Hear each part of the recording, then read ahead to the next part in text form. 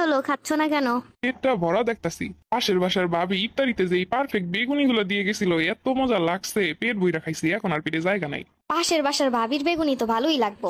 আমি যে এত কিছু বানাই সেইগুলোর তো কোনো নাম হয় না। কই আমি কি কইলাম? আমি তো কইলাম ভাবির বেগুনি গুলা মজা হয়েছিল। আমি যে সংসারটার পিছনে এত খাটতাছি তা চোখে পড়তেছে না, ভাবির বেগুনি গুলা মজা হয়েছে তা চোখে পড়তাছে। আরে তুমিও তো বাসায় বেগুনি বানাও, কিন্তু এরকম সুন্দর তো হয় না, তাই কইলাম। ও সেইটাই তো, আমিও তো সেইটাই কই যে আমার বেগুনি ভালো হইব কেমনে। পাশের বাসার ভাবির বেগুনি আর আমার বেগুনি কি কখনো এক হইতে পারে? পাশের বাসার ভাবিরে যা বলে তাই এনে দেয়, আর তুমি পারফেক্ট বেগুনি বানাইতে যা যা লাগে আমার সেগুলো কি আইনে দিছো যে আমার বেগুনি পারফেক্ট হইব?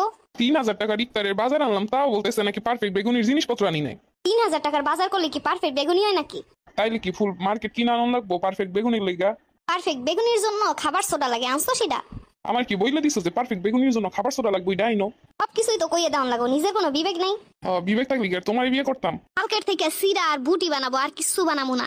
শরবতটাও এবার খাওয়ান যাইব না। হাফ কেজি চিনি দিয়ে কয়দিন শরবত বানানো যায়? ও এর যদি গুণ থাকে হাফ কেজি চিনি দিয়েই সারা মাস যায়। কি গুণ লাগবে শুনি? এই কথা যদি কই বাইঙ্গা যাই বানে নাজবুলের দোকানের দই। কন লাগবো না, আর কন লাগবো না। এবার ঈদে যদি বাপের বাড়ি যাই আর আইতাম না। এটা যদি সত্যি হইতো তাহলে তো আমার মতো খুশি আর কেউ হইতো না।